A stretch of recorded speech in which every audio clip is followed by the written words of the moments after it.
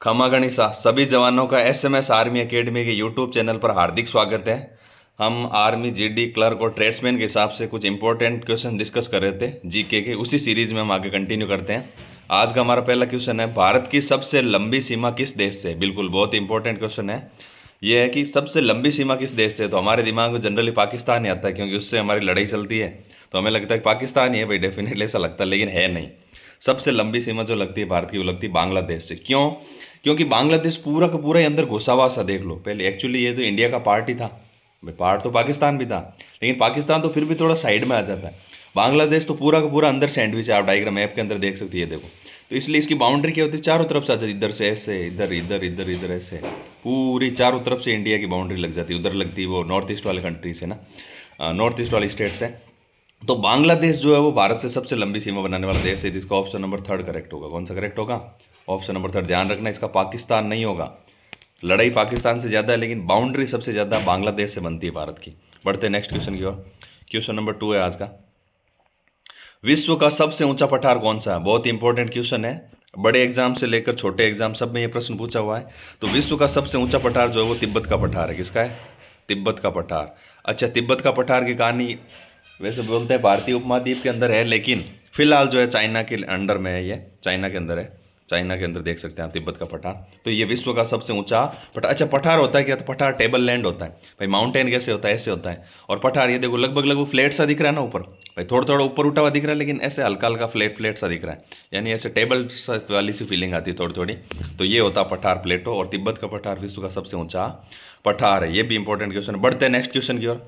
Question number 3 बहुत ही important question है, और साइंस डे के अंदर भी आता है, और ये ज्योग्राफी के हिसाब से पूछ लेते कई बार। भारतीय अंतरिक्ष कार्यक्रम का जनक किसे कहा जाता है? तो वही भारतीय अंतरिक्ष कार्यक्रम के जनक है डॉक्टर विक्रम साराभाई। किसको कहा जाता है? डॉक्टर विक्रम साराभाई। और जनरली जितने भी कॉलेज वगैरह होते हैं उनके अंदर भी इनकी मूर्ति बनी हुई होगी, खासकर साइंस कॉलेजेस के अंदर तो इनकी होती है। तो याद रखना है, डॉक्टर विक्रम साराभाई।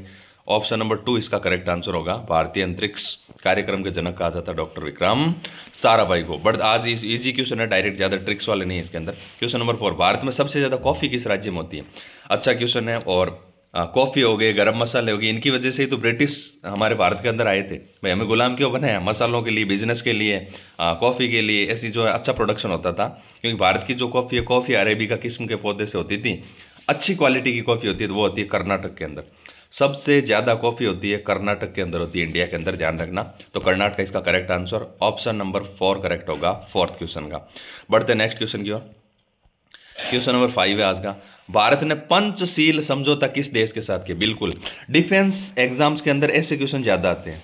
क्यों? क्योंकि बाउंड्री पर ही तो आपको रक्षा करनी होती है जनरली भाई, देश की रक्षा करनी है। तो डिफेंस के अंदर इस टाइप के क्वेश्चन जाते आते हैं। पंचशील समझौता जो है वो जवाहरलाल नेहरू ने किया था। किसके साथ किया था? चाइना के साथ किया था। यानी 5 सिद्धांतों के ऊपर समझौता किया था कि हम एक दूसरे पर हमला नहीं करेंगे, शांतिपूर्ण से अस्तित्व रखेंगे, एक दूसरे के अंदर हस्तक्षेप नहीं करेंगे, और दूसरे को सहयोग भी करेंगे। इस तरह से 5 बातें की थी जवाहरलाल नेहरू जी ने चाइना के साथ। हालांकि ये अलग बात है कि ज़्यादा सक्सेस रहा नहीं, लेकिन फिर भी क्वेश्चन बन जाता है कि पंचशील समझौता किस देश से किया था? तो चीन के साथ किया था, जवाहरलाल नेहरू ने किया था, जो कि ज़्यादा सक्सेसफुल नहीं रहा, बट फिर भी हिस्टोरिकल इंपॉर्टेंस है इस समझौते की। बढ़ते नेक्स्ट क्वेश्चन की ओर। स्वर्ण मंदिर कहाँ स्थित है? बिल्कुल बहुत ही आसान क्वेश्चन है। तो गोल्डन टेम्पल यानी सोने का मंदिर, स्वर्ण मंदिर कहाँ स्थित है? अमृतसर। अमृतसर पंजाब के अंदर स्थित है। इसकी कहानी देखें तो पहले इसको बनाया था अर्जुन देव ने।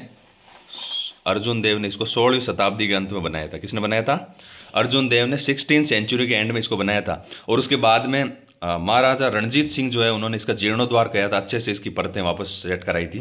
तो स्वर्ण मंदिर अमृतसर के अंदर है। अर्जुन देव ने इसकी 16वीं शताब्दी के अंत में इसका निर्माण करवाया, और महाराजा रणजीत सिंह जो है उन्होंने इसका जो है जीर्णोद्धार करवाया, अच्छे से वापस इसका रिफॉर्म करवाया। आर्मी के अंदर ये क्वेश्चन आया हुआ पहले।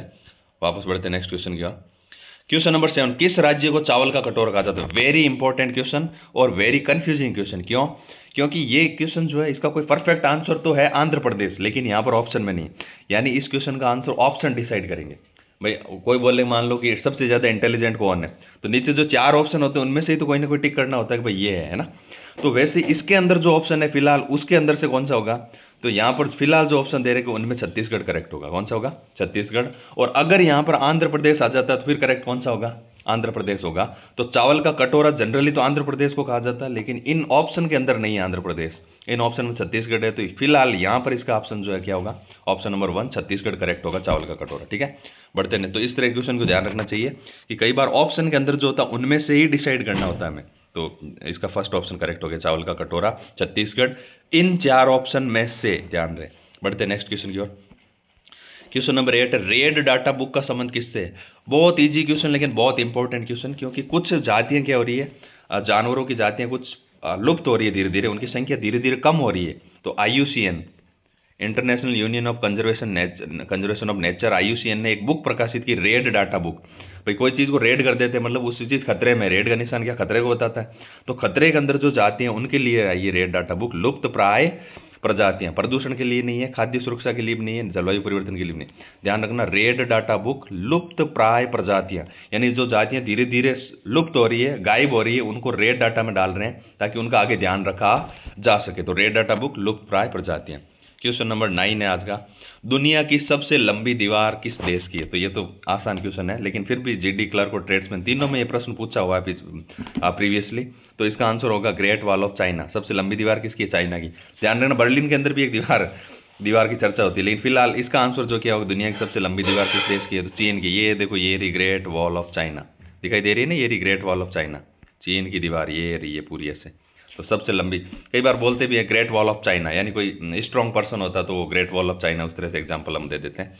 तो ये है अपनी great wall of China, China की सबसे लंबी दीवार। बढ़ते हैं आज के लास्ट क्वेश्चन की ओर, वो है इसरो का मुख्यालय कहाँ स्थित है? बिल्कुल, यानी इसरो का मुख्यालय कहाँ पर है? इसरो होता क्या है भाई? हमारे यहाँ पर जो भी सैटेलाइट छोड़ते हैं, उपग्रह छोड़ते हैं, वो कौन छोड़ते हैं? इसरो। तो इसरो होता है इंडियन सैटेलाइट रिसर्च ऑर्गेनाइजेशन। क्या होता है? Indian satellite research organisation. कई बार इसका फुल फॉर्म भी पूछ लेते हैं। तो इसका मुख्यालय है भाई बेंगलुरु के अंदर। कहाँ पर है?